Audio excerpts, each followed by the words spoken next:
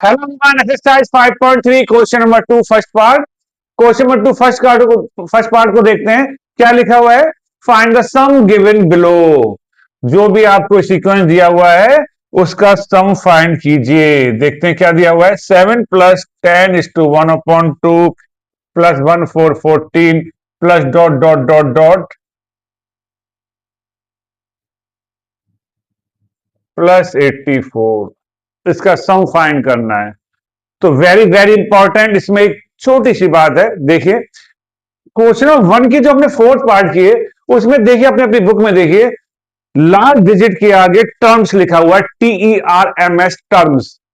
वो small N की value थी, क्योंकि मैंने आपको हर एक वीडियो में बताया है, जो चारों पार्ट की वीडियो मैंने आपको बना के बताई, उसमें सब में एक्सप्लेन किया था कि इसके आगे टर्म्स लिखा हुआ है तो ये स्मॉल एन को रिप्रेजेंट करेगा। अगर इसके आगे टर्म्स नहीं लिखा हुआ है तो वो स्मॉल एल या ए एन को रिप्रेजेंट करेगा। ठीक है, आप चाहे तो फर्स्ट, जो क्वेश्चन 1 की फर्स्ट पार्ट की वीडियो को आप देखिएगा, उसमें प्रॉपर सब कुछ बताया है। इसी टाइप सेकंड थर्ड फोर्थ में मैंने एक्सप्लेन किया है। यहां फिर मैं आपको बता रहा हूं एक बार कि ये जो आपको लिखे हुए हैं, ये number 7 plus 10 is to 1/2 plus 40 plus dot dot plus 84 के आगे ये TERMS टर्म्स नहीं लिखा हुआ है। इसका मतलब ये एन की वैल्यू नहीं है, ये है आपकी ए एन की वैल्यू या एल की वैल्यू। वो एक ही बात होती है, ध्यान रखिएगा, ये मिस्टेक ना हो जाए एग्जाम में। ठीक है, तो यहां पर जब टर्म्स नहीं लिखा हुआ है तो जैसे पहले क्या करते थे वही है। एक पॉइंट ये था जो आपको ध्यान रखना है। फाइंड तो हमें ऐसा ही नहीं करना है, यानी अप्लाई तो हमें n/2 प्लस n-1 यही आइडेंटिटी अप्लाई करनी है SN की। बट पहले हमें स्मॉल एन फाइंड करना होगा, क्योंकि वहां तो टर्म्स दिया हुआ था, TERMS टर्म्स। स्मॉल एन हमें गिवन था, आराम से वैल्यू पुट कर दी, एन की, ए की, डी की, आंसर। लेकिन यहां तो हमें पता ही नहीं है कि स्मॉल एन कितना है। तो पहले इस सीक्वेंस इसकी हेल्प से, इस सीक्वेंस की हेल्प से हमें स्मॉल एन की वैल्यू फाइंड करनी होगी, तब जाके ये फॉर्मूला अप्लाई होगा। कैसे? देखिए, ए की वैल्यू 7, डी होता है आपके पास A2 - A1, ये A1 और ये A2, ये तो A होता है, ये भी A1 A एक ही बात है। A2 है 10 इज टू 1/2 -7, मिक्स को फ्रैक्शन में कर लिया, एलसीएम, ये आ गया डी की वैल्यू। यस, अब एन है आपके पास 84। अब एन की आइडेंटिटी लगा देंगे, जो फर्स्ट एक्सरसाइज में हमने अप्लाई की थी।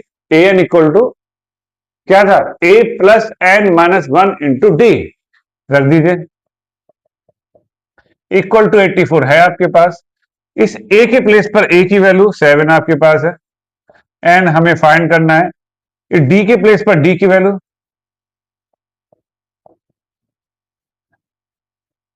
ऐसे में ले लीजिए, या 7 को हम इधर ले जाते हैं, चलिए राइट में ले जाते हैं 7 को। इस 7 को हम राइट में लेकर गए,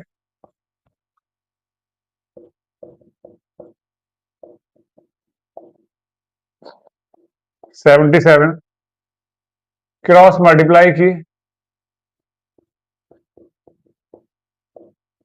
और मल्टीप्लाई वाला डिवाइड में,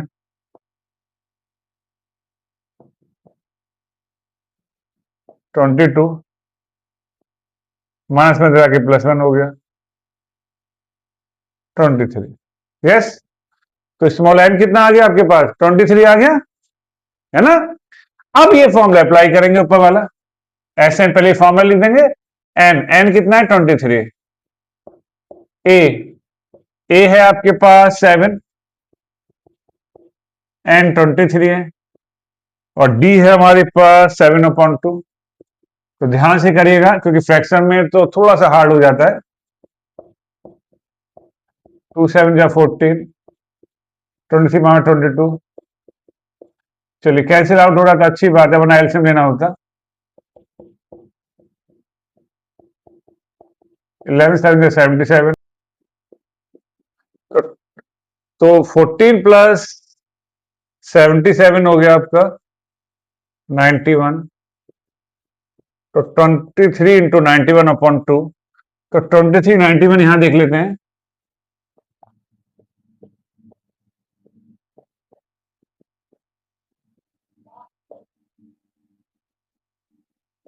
2093।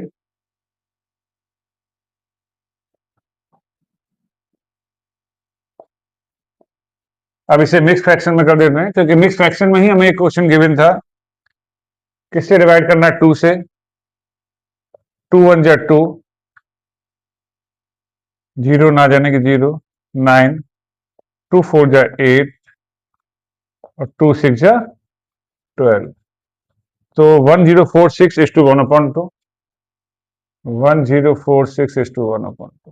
ठीक है, तो मेरे भी समझ में आ गया होगा। अपनी कैलकुलेशन करते रहिए, ध्यान से कीजिएगा। थोड़ा सा स्पेस की प्रॉब्लम हो गई, इसलिए रब नहीं करा मैंने, जिससे कि सब चीज एकदम क्लियर हो।